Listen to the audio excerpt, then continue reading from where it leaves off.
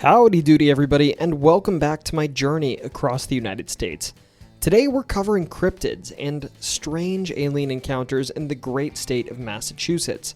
Now, if you like weird folklore with a touch of the supernatural, I think you'd enjoy our community here at T's Storytime, and I cordially invite you to help my little channel out with a like, a subscription, and a comment. It would mean the world to me, and it tells YouTube, hey, this guy's alright. With this in mind, sit back, relax, and enjoy our strange journey through the odd encounters of Massachusetts.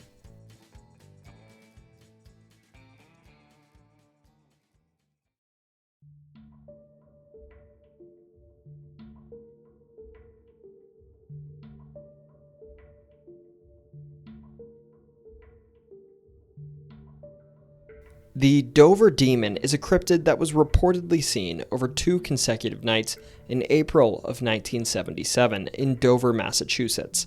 This creature was witnessed by only the most reliable of sources, of course, 3 different teenagers, in 3 separate incidents, all within a small geographic area. They were accompanied by friends throughout this ordeal, and while the town has not widely embraced the creature's legacy, the Dover Demon remains one of the most unique and peculiar cases in American cryptid lore, achieving worldwide acclaim since its sighting. The first sightings of this cryptid occurred on April 21st of 1977, when 17-year-old William Bill Bartlett was driving his Volkswagen Beetle along Farm Street at around 10 p.m. Bartlett was with 2 of his friends, and while taking a turn, he initially thought he saw a cat, but he soon realized it was something entirely unrecognizable, and whatever it was scaling one of the many stone walls that line the streets of this area. The creature appeared to him for 10 to 15 seconds, allowing him to observe its details closely while driving by. Bartlett described it as having an oversized, egg-shaped head that was almost as large as the entire rest of its body, with hairless but rough textured skin that was tan or flesh-colored, resembling sandpaper. Its large, glass-like, orange glowing eyes were round and reflective, catching the headlights like marbles. And Bartlett thought they lacked eyelids, which, I'll admit, I think is quite the detail to discern from tens of feet away while driving a moving vehicle. Frankly, the proportions of this creature mean it's entirely possible that this may have been Marvin the Martian without his helmet or spacesuit. Now, Bartlett described the creature's body as being thin, spindly, and almost frail looking, with long, tendril-like appendages that resembled fingers. Bartlett also noted that it had no visible nose, ears, or mouth, and that it crawled along the stone wall on all 4s, using its elongated limbs to pull itself forward, moving more like an insect or primate than any common animal Bartlett was familiar with in the area. He likened the creature's thin, contorted posture to that of a distorted child with a distended belly, and its long limbs appeared unnaturally flexible. The eerie experience intensified when the creature turned to make eye contact as Bartlett was driving by, and Bartlett claimed that he had a distinct feeling of mutual recognition. I assume this means he felt like the creature was exhibiting human-like intelligence. His friends in the car actually didn't see the creature, and after Bill Bartlett mentioned to them what he saw, they urged him incessantly to turn around, and turn around they did. Back at the spot that Bill Bartlett saw the creature, there was nothing to be found, though. They even beckoned out into the woods their desire for this creature to return to them, but return it did not, and Bill made his way home. Afterwards, he immediately sketched the creature and wrote, "I, Bill Bartlett, swear on a stack of Bibles that I saw this creature," after telling his family of what he saw. It's worth noting this encounter took place along Farm Street, a Dover road associated with strange occurrences since the 17th century. We'll get to this strange history, though, after we tell the stories of other teens that supposedly saw this being. Now, later on this same evening, 15-year-old John Baxter had his own encounter with the creature, or perhaps one of its kin, on Miller Hill Road, about a mile away from Farm Street. It's worth noting, I've seen accounts saying that Baxter was alone, but also others saying that Baxter was walking home with his friend, Pete Mitchell, who was 13. Regardless, John Baxter spotted a figure that he initially assumed was one of his human acquaintances, named MG, one of his neighbors. He even called out to MG at first, trying to get their attention.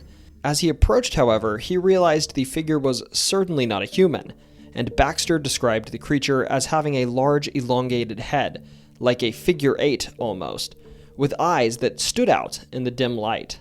It's also worth noting the creature was walking on 2 legs, and upon getting close to him, it apparently fled, scurrying down into a nearby gully and climbing up the opposite bank of that gully. Baxter chased it briefly, noting that when he got to it, the long, thin fingers on its feet were wrapped around a rock by a tree. He likened this movement and the way its fingers wrapped around the rock to that of a monkey, but its unusual shape and eyes set it apart from any monkey he'd known. Frightened, Baxter backed away and returned to the road, where, luckily, after walking fast for a couple of minutes, a passing couple stopped for him, picking him up and driving him home. Now, this saga doesn't end just because the night ended here. The next night, on April 22nd, 15-year-old Abby Brabham and her boyfriend, Will Tainter, who was 18, encountered the creature driving home on Springdale Avenue. I should note, Will Tainter was actually noted to have discussed this creature with Bill Bartlett earlier in the day on April 22nd. I'm not necessarily discounting his credibility or that of Abby's, I'm just being clear that Will had heard Bill's account. Abby Brabham, in the car with Will, was actually the one that saw the creature on this night, or maybe just something odd in general, describing what she saw as something crouching beside the road on all fours, similar to the other accounts, with a large, bald, egg-shaped head and thin, spidery limbs. Unlike Bartlett's sighting, however, Brabham reported the eyes as glowing green instead of orange. Despite this difference, though, Brabham firmly believed her sighting, though Will Tainter only caught a glimpse of something, unclear of what it was. Like Bartlett and Baxter, she also described this creature as being hairless with no visible facial features like a nose, ears, or mouth. Additionally, all of the sightings here we've talked about, including Abby's, occurred within a 2-mile radius, and some suggest this might indicate some sort of migration path or range for the creature. In my eyes, this is frankly quite the jump from drawing a straight line between 3 points on paper, but hey, there's a reason wildlife experts weren't interviewed in these articles I'm referencing. I'm not saying this is BS or anything, but a migration pattern? Come on, guys. Now, from what I can tell, these sightings were kept quiet for a while, but eventually they grew beyond the 3 to 7 person circle they originally were a part of, and they became public a month later, in May of 1977, when they captured the interest of cryptozoologist Loren Coleman in particular, who, as cryptozoologists do, was keen to cash in on the event and take it under his wing. I just want to be clear, I absolutely believe the kids involved with this situation saw something, but something about Coleman coming in here screams taking advantage of the situation. But hey, I digress. Now to start, we should at least thank Loren Coleman for coining the very catchy name for this creature, the Dover Demon. Coleman further investigated the case, speaking with each of the teens and, unsurprisingly, taking their accounts as gospel. He noted that none of them were known pranksters and that they had no reason to fabricate the story. Admittedly, this detail is pretty funny to me because anyone who's ever been a kid before knows good and well that youth need no reason to fabricate a story, but I digress on this point as well. Despite later calling this case completely unique, Coleman also initially compared this case to the 1955 Kelly Hopkinsville alien encounter in Kentucky, where witnesses described creatures with large heads and glowing eyes. Although, admittedly, if you know this story well, you'll know the creatures described in the Hopkinsville event were more goblin-like than gray alien-like, like the Dover Demon. The story also, of course, attracted pseudoscientific groups like MUFON, the Mutual UFO Network, though there were no UFO sightings tied to this creature, and media outlets that you see at grocery store checkouts like the National Enquirer also helped sensationalize it. The Dover police, however, at the time, considered these sightings to be a prank, and this remains their stance. Now, locals and skeptics have speculated about the creature's nature, offering possible explanations. For instance, it could have been a young moose, a foal, or maybe a snowy owl with reflective eyes. On the topic of the owl, it's thought that its spindly limbs could have been feathers mistaken for thin fingers, and well, I've seen a lot of owls in the Massachusetts area, and while they don't necessarily have large heads, I could see how someone could interpret their shape as somewhat figure 8-like. Admittedly, none of the animals mentioned here are really monkey-like the Baxter accounts either, so I'm not really sure what to make of those guesses. Bartlett, the one that originally saw this creature, also disagreed with these interpretations, insisting it was unlike any animal he'd ever seen in rural Dover. Furthermore, the 2 moose sightings that were recorded in Massachusetts in 1977 through 1978 were both in central Massachusetts, and a yearling moose would have been far too large to match the description of the Dover demon. Moreover, moose don't really have tendril-like fingers or move bipedally. These explanations seemed perhaps like more of a reach than the odd description of the creature itself, to be honest. Now, as I mentioned, the region around these sightings had their fair share of urban legends and strangeness present already. In particular, as I said, some of the sightings occurred along Farm Street, a road known for strange events dating back to the 17th century. The spiritual centerpiece of Farm Street, if you will, is a feature known as the Polka Rock, or the Polka Stone, a site along Farm Street that was mentioned in a 1914 book by Frank Smith as the setting of a supposed encounter with the devil. According to local lore, there was a man named George Battelle that reportedly saw a satanic figure on horseback near Polka Rock. This area was also rumored to hold hidden treasure, and locals frequently dug around the Polka Rock, or stone, in search of it. As such, it was sort of already known as a weird place, and the Dover Demon just made it a trifecta of strange things. Now, as we already know, Lauren was hella good at speculating, and Lauren Coleman further speculated something that I find incredibly insightful, actually, that Farm Street's Polka Stone might have originally been called the Puka Stone, referring to a Celtic fairy known as a Puka. Okay, Lauren, I'll give you this one. That's a pretty convincing etymological link. Furthermore, I think it's worth noting that Bartlett's sighting may not have been the first strange event in Dover's history, or even within this 2-mile squared area in the region of the original sighting. One Mark Sinnott, a local from Sherborne, claimed that he and some friends saw a similar figure by one Channing Pond on Springdale Avenue around 1972, 5 years before the Dover Demon sightings. The creature here was glimpsed at the edge of their car headlights and was initially thought to be an animal, but they described it instead as a small demon. They even reported it to the police at the time as a small demon-like creature that they saw around the pond. Kind of interesting. It's also worth noting that these experiences were not the last either, as in 1978, Bartlett had another strange experience while parked with his girlfriend. No mention of what they were doing, of course, just that they were parked, so we can assume that Bartlett and his girlfriend were reading the Bible together in the backseat of their car, when suddenly they heard a thump on the hood of the car, and they saw a small figure darting away. Bartlett admitted it could have been a prank, possibly by another local youth, but this incident reminded him of his original sighting. No other reports of this creature have emerged, though, since 1978. Now, finally, in terms of what this creature is, if it is supernatural, there are a few thoughts that folks have. Some cryptozoologists compare this creature to the Manigeshi from Cree folklore, which are essentially little tricksters with round heads, spidery limbs, and no noses. These creatures in particular are said to love to trick travelers, of which all of the witnesses were during their sightings. Others, as we've sort of discussed, thought this creature was something akin to a gray alien.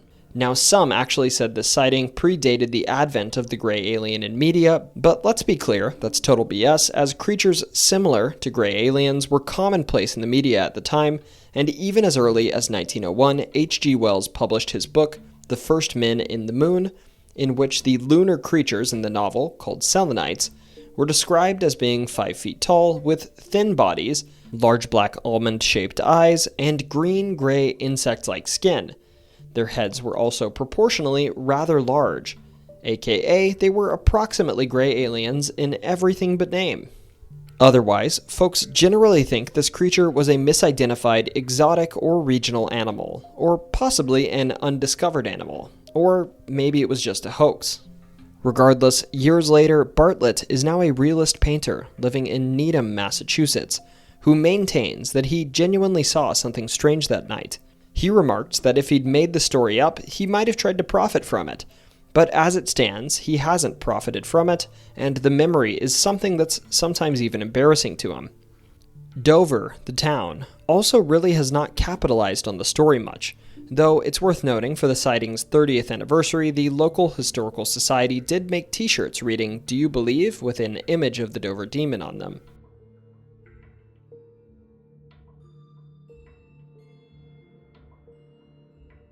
The Pukwudgie, unlike the Dover Demon, is less mysterious in the sense that it has a rich history detailed by Algonquin, Ojibwe, and Wampanoag folklore. Admittedly, given we're in Massachusetts for this video, we're going to cover the Pukwudgie as it's recounted in Wampanoag folklore. Regarding the history of the Pukwudgie, while in some folklore the Pukwudgie is benevolent, to the tribes of New England they're seen as malevolent, mischievous, and even downright dangerous. They're known to steal children from natives, sabotage natives, and even attack their folk heroes. In appearance, this will be important, the Pukwudgies are known to be about 3 feet tall, to walk upright, and they have gray skin, sometimes covered in hair or occasionally spines like that of a porcupine, or sometimes both. As such, they sound kind of like weird, hairy little humans, which fits well because their name directly translates to person of the wilderness or little wild man of the woods that vanishes. They also apparently smell sort of sweet, sort of like a flower.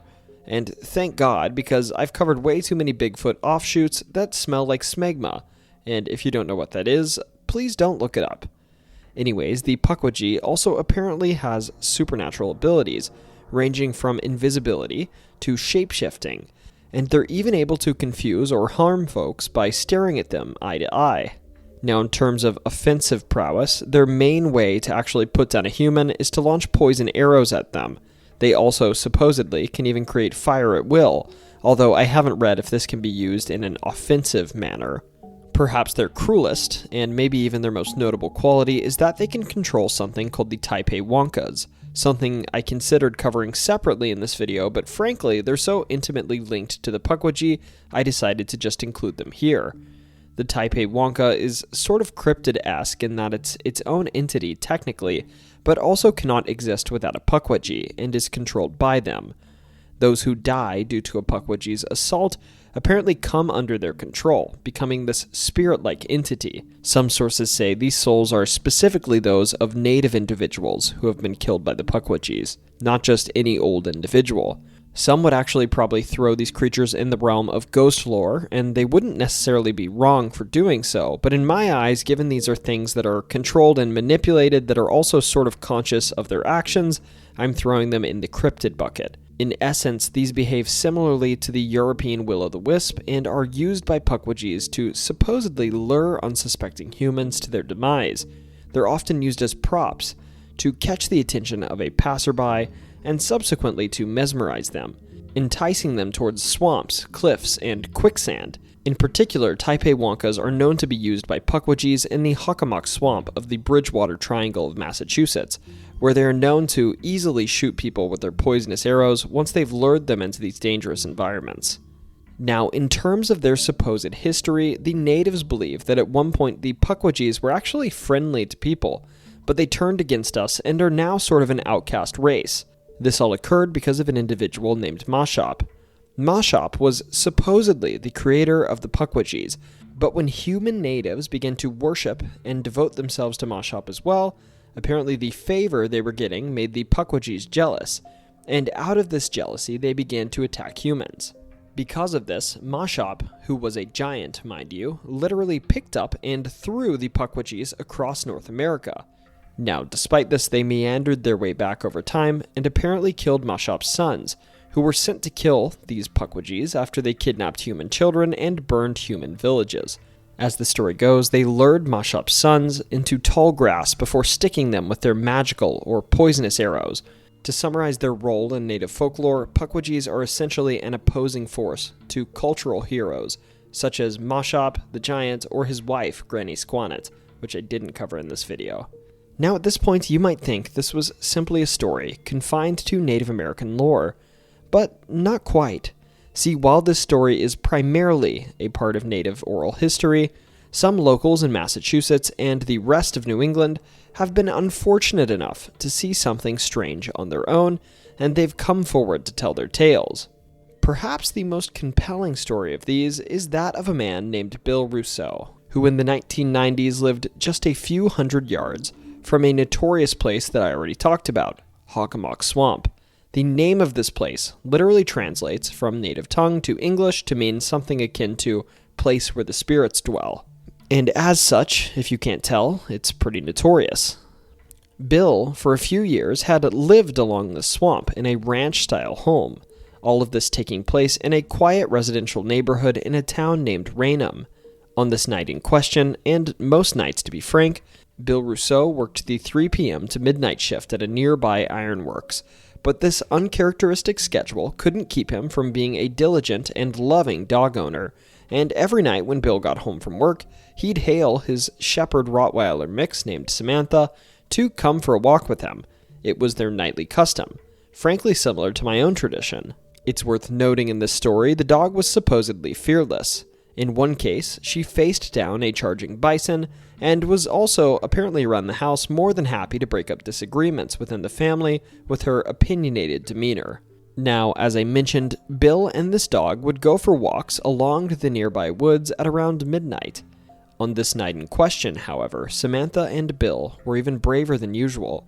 Samantha apparently made it known she desired to walk into the nearby woods, into an area referred to locally and also in the region as the High Tees, which at night was an extremely dark section of woods between cross streets. If you're wondering, the High Tees are a swath of land that's about 50 feet wide with electrical wires running through it. And this land runs between Boston and Providence, so it's pretty long. Usually, the High Tees are bordered by large pine trees, and in the best case, it's well known that this stretch of greenery is essentially a highway for local wildlife, and everything from foxes to black bears are known to meander along it to avoid cars. It's also worth noting that in the 1990s, Raynham was a quiet town, as it sort of is today. At midnight, Bill was usually alone, and he was alone on this night in question too. Bill remarked there were essentially never any lights on in the windows of houses they passed during their walks, and in the 6 years that he made these walks with Samantha, Bill remarked he'd never seen another person walking at night. Heck, the police department in Raynham didn't even have a night shift back then, instead routing calls to another nearby town's police force. Now, from what I can tell, this night's walk started and almost finished as usual. That is, until they started walking towards home, and 500 feet from their front door, Samantha started to pull on her leash, at first whimpering, and then shaking and refusing to go further.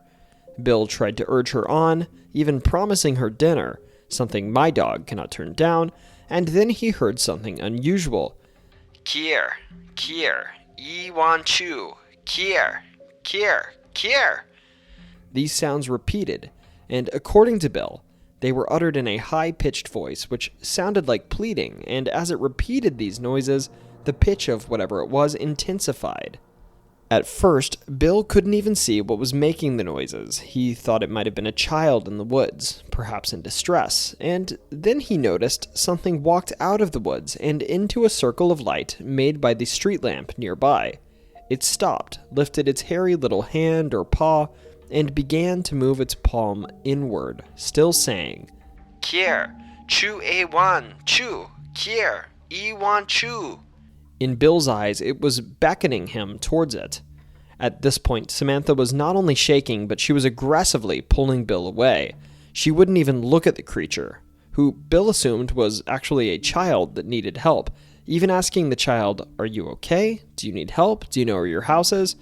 To which this little dude just kept saying, "I want chew, chew, chew," and saying it louder and louder, more insistently. Admittedly, at this point, I might have gotten killed because I probably wouldn't have been as patient as Bill. But unlike me, Bill actually survived this horror movie and inched closer slowly instead, quickly realizing that this was absolutely no child. While it was 3 or 4 feet tall and human-like, it was also covered in fur, and it kind of had a face like that of a chipmunk, and it had a little pot belly that gave it the appearance of someone much older. Between these features and the fact that Bill was very aware of his dog's fear, he started to slowly back away, making a huge circle around the creature and walking home quickly. Now, once inside the safety of his home, Bill immediately told his wife. I think my wife would have thrown me in a mental institution for telling her this, but sadly, Bill's conversation with his wife is not public, and I can only imagine he seems far more sane than I do on a daily basis, so he probably got the benefit of the doubt. Of course, Bill couldn't really sleep following this event. Who could? And apparently his first thoughts of this evening were those of regret, that maybe the creature would have answered him if he'd gotten closer. And then he started to wonder, what exactly was it saying? All night, Bill sat up, drinking coffee and wondering what he'd seen, thinking about the creature and perhaps, most notably, wondering what exactly those words meant, until he had a realization. Perhaps the creature wasn't speaking its own dialect. What if it was trying to speak English? What if instead of "I want you, kier," it was trying to say, "We want you, come here"?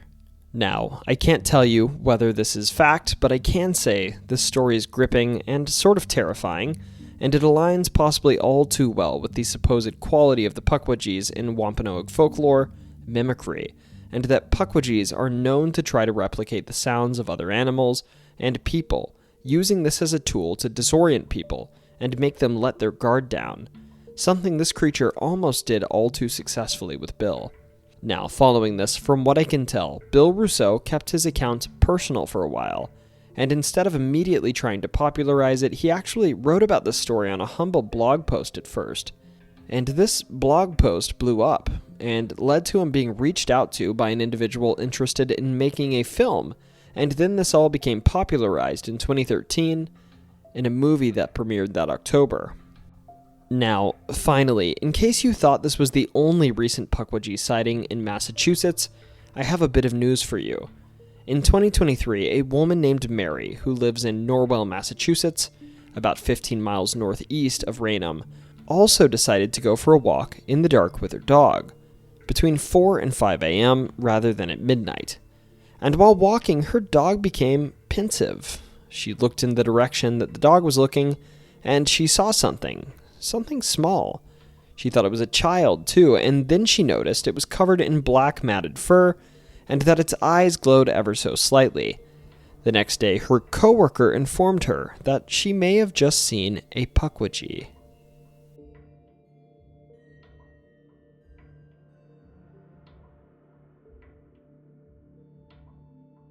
Now, this is the Bay State after all, so of course we're going to move from the woods to the sea, and we're going to cover the Gloucester Sea Serpent. So personally, I find this case interesting, to say the least. Strange events transpired in the early 1800s off of Cape Ann, a rocky peninsula that is the modern-day home of prominent communities Gloucester and Rockport that many today interpret as the best modern evidence of ye old sea monsters to ever have existed. Well, that's quite the claim. Let's see how this holds up. Near this peninsula, it's worth noting that there appear to be factual claims of native people telling the early English settlers of the region that there were sea monsters off of the coast. These tales were told in the early 1600s, and there was actually a sighting by Englishmen and natives in 1638 when Englishman John Jocelyn reported hearing about a sea serpent, or snake, that was coiled upon a rock in Cape Ann. It was seen by English individuals and 2 natives aboard a ship, who dissuaded the Englishmen from firing upon it, insisting that if the English fired, it would mean death for all of them. After this, the creature apparently went dormant for a bit over 100 years, but Westerners reported to actually see these creatures again in the early 1800s. With the first known sightings being in 1815, when in June of that year, individuals reported seeing an aquatic animal about a quarter of a mile from shore that was about 100 feet in length and swimming southward with a head that stuck about 6 to 8 feet out of the water. The observers, of course, were relatively far away from the creature, but they didn't report to see any gills, mane, or breathing holes, nor lips or fins. This sighting was followed in 1817 when a group of fishermen reportedly saw a 60-foot or 18-meter-long serpent that had the head of a horse, or maybe a turtle, in the waters off of the coast of Gloucester. In August of that year, another 2 individuals, 2 women in Cape Ann's harbor, saw a huge serpent. While few took this encounter seriously, it's worth noting it appears that this is when the 1817 sightings began to ramp up again. Just a few days after this, on August 10th of 1817, a seaman named Amos Story actually saw the creature from shore near Tin Pound Island in the shelter of Gloucester roads. Here it's noted the creature's head was about 8 feet out of the water and its body about 45 to 50 feet in length. They surmised its girth was about 3 feet around. Again, it was sighted on August 12th when Solomon Allen III, a shipmaster, saw the creature from a boat, and then again on the 14th. 20 or 30 people watched the creature, including the Justice of Peace of Gloucester. This day, perhaps given that a reputable individual finally reported seeing something, they actually did what historical people must do when they see something that doesn't make sense to them. They sent something to kill the creature. This response sent out armed boats to pursue the creature, which apparently actually managed to catch up to it, and even managed to strike the creature multiple times. One man was able to shoot the creature with a bullet, at least according to him, and another one, Captain Rich, skewered it with a harpoon as it swam under the whaleboat, but the iron pulled out of it, and after about 50 yards of swimming, it was able to get loose and swim away. Finally, from what I can tell, one of the most famous sightings occurred when a group of men aboard a schooner named the Caravan reported to see a large creature with a head like a serpent and a hump-backed body swimming alongside their vessel. They actually fired a cannon at the creature, but it missed, and the creature ducked beneath the water afterwards, not to be seen again. At this point, I think you get the gist. A serpent-like creature was swimming about and seemingly minding its own business off the coast of Gloucester, and the locals didn't like that they couldn't kill the creature one bit. Not only was it seemingly in the nature of the early English settlers to want to kill all manner of folklore creatures, but it also must have felt a bit like a slap in the face. Right here, in Gloucester, was one of the oldest communities of fishermen in all of North America, yet this storied group of seamen couldn't even touch this serpent. As Ben Shattuck put it, it was akin to Bigfoot walking across the parking lot of a hunting expo. Now, if we want to diagnose what this creature may have been, if not a serpent, of course, we need to give some close attention to its description. As we mentioned, the creature was described as being long, snake-like, and sometimes having a humped back. The head was said in one account to be like that of a turtle, but others claimed it looked like a horse or even a dinosaur. Another extremely important thing to note is that this creature was seen to have a 4-foot sting, in reference to some sort of tusk or tooth extending out of it.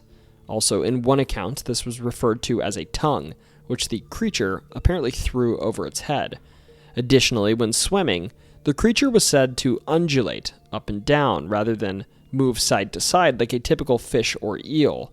So with this description in mind, what could it be? Well, given most eels that we know of undulate side to side, sort of like snakes, I'd be inclined to rule out an eel as the cause of these sightings. Additionally, eels aren't really known to breach the surface of water, except for in rare cases. Perhaps a more plausible group of species, one regularly known to breach the water and known to undulate up and down rather than side to side, is some species of whale. It's actually a well-known phenomenon that historical individuals often misinterpreted pods of whales traveling in a row for one single long creature when observed from a distance. Furthermore, an August 16th sighting saw 4 men not first identify the strange thing they were seeing from the water as one creature, but rather as a school of pilot whales. Their opinions were later changed, but we can surmise this may have been due to the prevailing view that there was a sea serpent afoot. Given there are a handful of native whales off the coast of New England, I think that a whale is a likely candidate for our non-exotic explanation of this creature. Let's also consider the accounts of stings and tongues. If we're already in the camp of identifying this creature as a group of whales, we may as well consider the fact that in this identification, a very specific variety of whale fits very well. You've certainly heard of a whale, which has something protruding from its head, haven't you? The famous narwhal? Well, these whales generally have horns ranging from 5 to 10 feet in length, protruding from their heads. I will admit the main distribution of narwhals is in the Atlantic Ocean sector of the Arctic Ocean, with their habitat usually ranging from the Peel Sound to the northern Hudson Bay, as well as the coast of Greenland. Admittedly, while this range is rather far north of Gloucester, it is worth noting that narwhals are no stranger to getting lost or getting wrapped up with another species of whale. As in 2018, there were notable sightings of a narwhal traveling with a group of beluga whales in Canada's St. Lawrence River. And there have also been rare sightings of narwhals off the coast of Maine, which admittedly is close to 2 degrees of latitude north of Gloucester, but close enough that I wouldn't put this out of the realm of possibility. Don't get me wrong, it's not that unbelievable to me that natural selection would be capable of producing a 50-foot-long serpent. I just think if it did so, we'd probably have had more evidence than a saga easily explainable as a pod of whales cruising the coast of Cape Ann for a summer.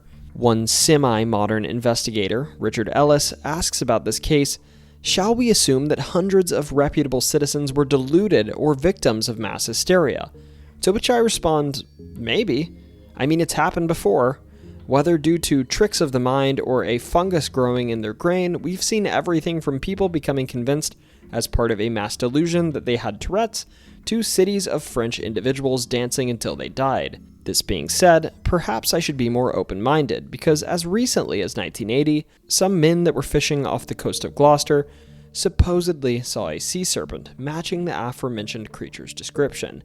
They didn't initially plan to report this to anyone, agreeing amongst each other to keep quiet, but as the story goes, someone had loose lips, and when confronted, the whole crew stuck with their story.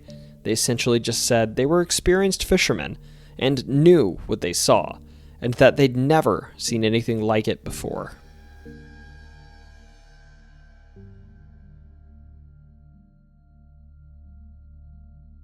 When people think of Massachusetts, it's usually Boston, and sometimes the North Shore. Occasionally Cape Cod sneaks in too, and then a little bit more Boston. But head a bit to the west and you'll find a different side of the state. A quieter, more rugged region with a mountainous landscape, showcasing Massachusetts' natural beauty. This area even features stretches of the Appalachian Trail, winding south to north through some pretty challenging peaks. Now, I often imagined this isolated, scenic region of the state as the perfect setting for a horror movie, and on September 1st of 1969, it may have played out just like one. Recently spotlighted on Unsolved Mysteries, the 1969 Berkshire UFO incident left the rural highlands of western Massachusetts stunned. That night, multiple locals in Great Barrington and Sheffield reported encounters with an unexplained flying object. This day was, from what I can tell, nothing worth writing home about until that night, when strange calls started coming into radio stations, not necessarily saying there was a UFO, but describing bizarre lights in the sky that they couldn't quite explain. Otherwise, it was simply the last day of summer for kids in town that year before the kids in the region went back to school. Despite this, on this evening, an estimated 40 people sighted or experienced something strange, and many that experienced these things still live in the region today. One of these individuals was a 10-year-old named Tom Reed. Tom was riding in the back seat of his mother's car with his brother and grandmother at 9 p.m. at night, and if you believe the story, they were headed home from a local restaurant when suddenly in the distance, behind a tree, Tom saw a glowing light on this nearly empty road. Suddenly, as they passed under a covered bridge, the car was filled with a bright light, and after this flash of light, he recalled being in something akin to a hangar or maybe a warehouse. Whatever it was an area about 100 meters long and 50 meters wide, and eventually Tom recalled being placed on a metal table while hearing his mother and brother calling out frantically. Suddenly, though, this light faded and they were all back in the car. Tom and his family looked at the clock and it was midnight, 3 hours after they'd seen the flash, and they were over a mile down the road from the covered bridge. Even weirder, his mother was in the passenger seat, and his grandmother was behind the wheel, despite the fact that she couldn't drive. Additionally, in 2018, Tom Reed went further, sharing that he and his brother actually encountered 2 UFOs before this one. For instance, he said in 1966 the boys saw a craft they thought looked like a turtle shell on the ground, and they thought it was about 60 feet around with panels on the side. They saw no landing gears on this craft or windows on it. A year later, they thought they saw the same craft. It's worth noting that they did not think that this craft was the same one as the one in the rash of encounters in 1969. As to Tom, that one looked like an upside-down Hershey's Kiss. Tom actually played a large part in convincing others to talk about their own experiences regarding this UFO case, and he even fundraised to erect a concrete monument on the site that the family saw the UFO, which I should note has since been taken down. Now, while aboard the ship, Tom reported to see an individual named Melanie Kirchdorfer, another local youth who was aged 14. Melanie also acknowledged that she'd seen Tom. It's worth noting, Melanie, when she had her experience, was parked by a lake with her family and eating ice cream, and then suddenly experienced a blinding light, and a huge craft apparently lifted itself out of a nearby lake before her. It began to fly off, and apparently Melanie's father tried to actually follow the craft for some reason. But then suddenly, all Melanie remembered was being alone in the dark, left to find her way home from the lakefront she was at. Another local boy, who of course is no longer a boy these days, was also supposedly involved in this saga. And in some ways, he sort of feels like the poster child for the whole event. This individual was named Tommy Warner. He was 10 like Tom Reed, and was the youngest of a family of 7 boys in Great Barrington. This evening, Tom was about 2 miles from Melanie's location, and was apparently coloring in a coloring book and listening to music at his next-door neighbor's home, when out of nowhere he heard a voice in his head say, "You have to go home." Honestly, if I heard a voice in my head say this, I'd probably just do what it said. But following its order, he ran outside, and then he noticed all of the sounds of animals in the night, crickets and such, they just stopped. And when Tommy looked down, he realized he was not even moving. He was just running in place and actually stuck inside of some blade of light coming down from the sky. And then whatever the voice was, it told him to look over his shoulder, after which he did, only to see a gigantic ship in the sky. After this, Tommy was just gone. With the ray of light, he disappeared. It's worth noting, this sounds insane, probably because it is, but his babysitter corroborated the story for what it's worth, literally watching him jet up into the beam of light in the sky. Imagine telling the police and the parents of a child, "Nah man, kid went up into the freaking sky. You don't have to pay me, but he's gone, sorry." But anyways, according to Tommy, on this ship he was sent into, he apparently freaking saw some creature that looked like Yoda, who reassured him and then probably probed the poor kid, and then the next thing he knew, he was pinned to the ground by a beam of light that eventually released him, after which he ran home. Just, wow, what on earth was this story? Anyways, as you'd expect, this whole saga left the community extremely confused.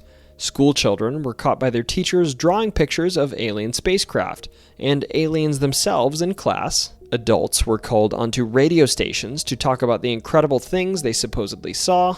People that were considered upstanding and reliable individuals in the community were suddenly coming out and saying they saw something that most don't acknowledge to exist. And somehow, despite all of this, I just find the whole story ridiculous and can't really buy it. Don't get me wrong, this story is extremely interesting and sort of fun, but then you look up the details and there's, well, nothing. No police reports, no records from the actual event, no reports by authorities on aviation, just a handful of people after the fact insisting that 250 people saw this UFO.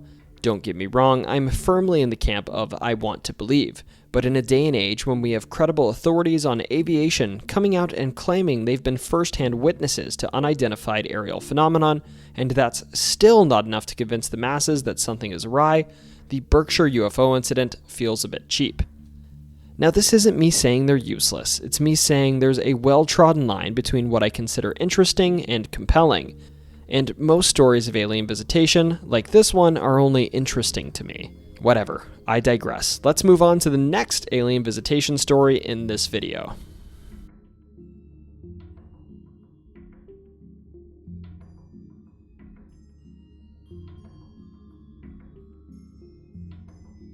On October 1st of 1966 at 8:45 p.m., 19-year-old airman First Class Robert Matthews arrived by bus in North Truro. If you're not familiar, if Cape Cod is a man with his right arm out flexing, North Truro would be about halfway up his forearm.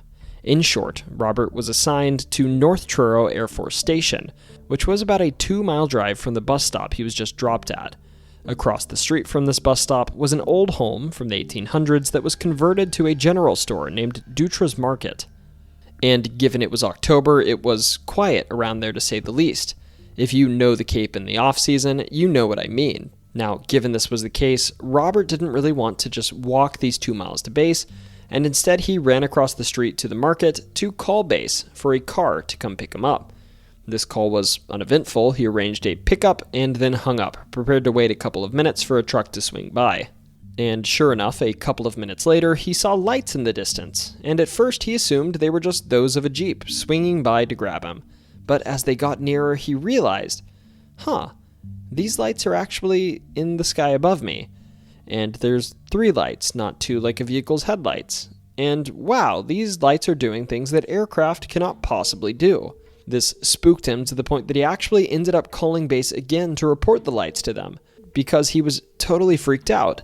And when they picked up, rather than humor his report, they asked him a question.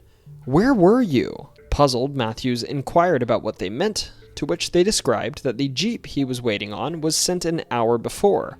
But Matthew, in his experience, had literally just hung up the call he'd made maybe 5 minutes prior. Despite this, to his colleagues, an hour had passed. From what I can tell, at this point Matthews sort of accepted his circumstances in this event, perhaps a bit embarrassed, and went on with his life. That is, until about 2 decades later when Matthews was on vacation with his family, and during this vacation, Matthews' eyes actually were caught by a book on a shelf. On the cover of this book there was a creature with big black eyes and strange features, and Matthews remarked, "It was like someone had taken his innermost fears and put them in a book. It brought tears to his eyes. He didn't even know this had happened to anyone else." This book led Matthews to the author, an individual named Bud Hopkins, a UFO researcher who was known to investigate the phenomenon of missing time, in which UFO abductees experienced, time missing. Ultimately, Bud put Matthews in touch with experts versed in hypnosis, and with this method, supposedly teased out Matthews' memories of this strange night in 1966 following weeks of interviews beforehand. While hypnotized, Matthews claims he saw lights, and one of them actually zoomed towards him, landing in the parking lot of Dutra's market. From this craft, individuals supposedly abducted him into what felt like a doctor's office, and there were 6 beings inside, not human beings. It's worth noting that some sources say there were actually 4 beings inside. During his interviews, he also claimed that when he was 5, a green being entered his room and performed unknown actions on his chest. When he was young, he thought this was a ghost, but after Dutra's market, he thought it might have been a being from the stars instead. These days, the market where this occurred is now named Salty Market, and while the payphone is gone, you can still stand in the iconic parking lot where aliens supposedly landed and took an airman for the ride of his life.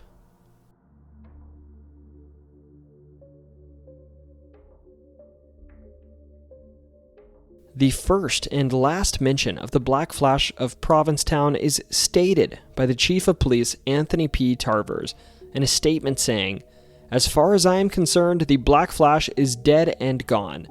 But this short statement only tells a small fraction of the story, mostly told through oral history, about a supposed cryptid or creature or maybe even a very athletic man that haunted the Cape in 1939 and 1940. At the very tip of Cape Cod, a peninsula on the eastern side of Massachusetts which juts out into the Atlantic Ocean, is Provincetown. Provincetown is well known as a summer resort town with a bustling population of about 60,000 in the summer, which dwindles down to under 4,000 in the winter, creating a stark contrast in its liveliness throughout the year. This contrast perhaps fostered the creepy creature or event or whatever you want to call it that has come to be known as Provincetown's Black Flash. In 1939, a phenomenon began occurring in Provincetown where children would come home crying, complaining of a big black growling monster which would scare them before running off. The adults mostly thought this was a classic case of children getting spooked as the days got shorter and their walks through the neighborhoods of Provincetown got darker, but this all changed when a woman named Maria Costa was walking through the town at night. On this night, a tall figure with glowing blue eyes hopped out of a bush high into the air, dressed in all black, and scared Miss Costa. She ran to get help, but when men from a nearby coffee shop came out, they found nothing. Over the next week, more adult residents were scared by a similar, freakishly tall specter hopping out of dark corners to give them a fright. Time and time again, this creature would get away from the police officers and crowds that came after it, before anyone but the scared individuals could get a good look at them, hence garnering the name Black Flash. This cryptid of sorts garnered a similar sort of reputation as the legends of Spring-Heeled Jack from the 1800s in England, a creature that would hop fences and gates, running all over town, seeming to aim to scare the locals with his glowing eyes and abilities to spit fire, though nothing more. Now, as with much other folklore, urban legends tend to be ripe for the picking during times of tension, and as we know, around this time, World War II was on the horizon, and there were real monsters off the Atlantic coast of America, German submarines, which apparently created the perfect amount of tension for a boogeyman to make its way into the heart of Provincetown. These days, most folks think that the Black Flash, if real, was just a peeping Tom, or perhaps a petty thief rather than a cryptid, dashing its way across town.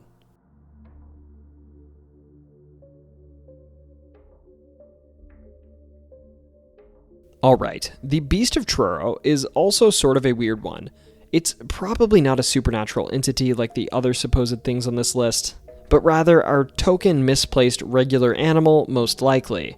As the story goes, between 1981 and 1982, a cat-like cryptid with a J-shaped tail, which some said was the size of a Labrador retriever, was roaming the Cape.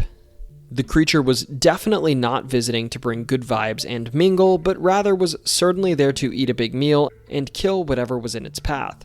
For instance, a dozen dead cats were found in one area in Truro in September of 1981, and in November of 1981, a 175-pound hog was found mauled, with its flanks ripped by claws and a chunk of flesh ripped out of its neck. The hog had to subsequently be put down, sadly. 2 more pigs were also found clawed in their pens in a similar fashion a few days after this first pig attack. Now, some thought these attacks were the result of a pack of feral dogs passing through the region, but as we're probably well aware, dog attacks generally involve more biting, and these attacks involved gashes from claws. Also, less dog-like were the apparently strange but loud screams, almost like those of a woman, that were heard throughout Truro during this time period, something that reminds me of tales of mountain lion attacks. These screams were most commonly heard on nights that livestock and local stray cats were attacked, too.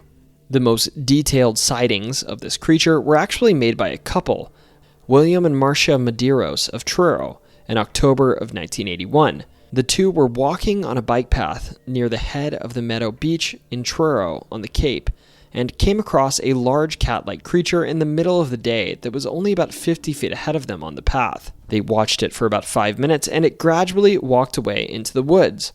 This is where the J-shaped tail and Labrador-sized description come from. Their quote about the cat is the following: "My husband put his arm out to stop me and said, 'You see what I see? It's not a fox. It had a definite, long, rope-like tail, like the letter J. It hit the ground and went up. We figured it was about as tall as up to our knees and weighed 60 to 80 pounds. We were frightened and froze. He was in the path and didn't see us at first. As we made some noise, he turned, and we saw his face with short ears.' Following this, they went to get a tree branch to protect themselves, and upon picking it up, the creature didn't flee, rather slowly meandering on its way through the nearby woods." Another man, a New Yorker, apparently in mid-December actually called the local authorities and reported seeing something resembling a mountain lion in North Truro. I'd guess it was the same creature seen by the Medeiros family. It's worth noting that the last mountain lion in Massachusetts was actually killed in 1858, but it's certainly still possible that a lone mountain lion may have migrated into this territory, or was maybe brought as a pet or a stowaway into the region. It's also certainly possible Truro could have housed one of these for a while, if it made its way there. At the time, the town of Truro was about 70% undeveloped, and there are plenty of deer and small game in the woods for a mountain lion to subsist on. Admittedly, I find it ridiculous that so many online liken this creature to something supernatural, despite the fact that cats often liken themselves to gods or supernatural deities. They are in fact mortal like the rest of us. To me, and to many on the internet, this account sounds just like an adolescent mountain lion, or maybe a released exotic pet, like a leopard, an ocelot, or a lynx, that escaped from either captivity or maybe a local circus.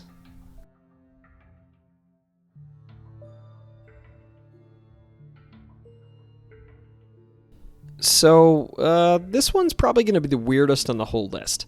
But in Barnstable, Massachusetts, on the coast of Cape Cod Bay, there have been some extremely strange reports of dark, human-like creatures. Not like shadow people BS, like individuals that appear to be covered in mud.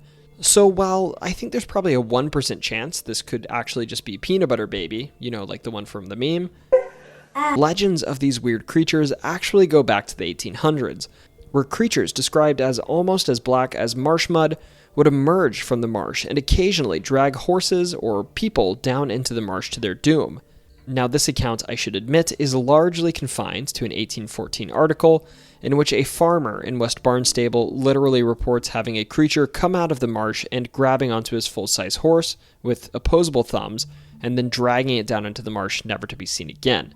They described this creature as demonstrating tremendous strength, despite the fact that it was very skinny and only about 3 feet tall, with skin as dark as the marsh mud. Now, as the legend goes, these marsh folk appear about every 5 years, perhaps to feed, and then they go back into hiding below the marsh. Apparently, most recently, one individual, Derek Bartlett, a former U.S. Marine, actually had an encounter with one of these creatures when he lived in Barnstable. His property back in 2002 backed up against the marsh, and one evening he was watching the marsh with a night vision scope, like most normal folks do at night, and he saw what he thought were people walking along.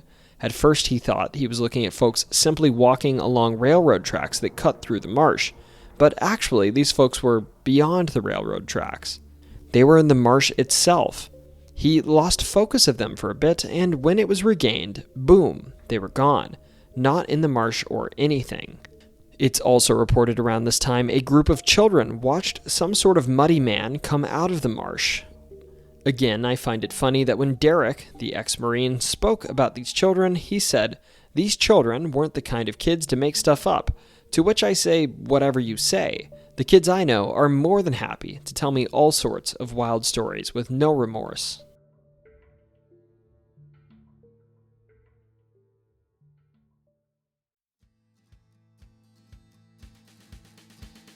Massachusetts, my old home state, your cryptids may very well be the weirdest I've covered so far. Also, folks, I owe those of you from Leominster an apology. I know I butchered the pronunciation of your town. So now, time for a bit of news. If you want to attend my live streams and see some other less folklore-related content, I invite you all to visit my other channel named T-Spot. You'll find links to it in my recent posts on my community tab, and I'll be announcing live streams on that channel in my community tab going forward, and those will start taking place on the other channel once I get 50 subscribers there. Again, it's named T-Spot, and once I get 50 subs, I'll start streaming there.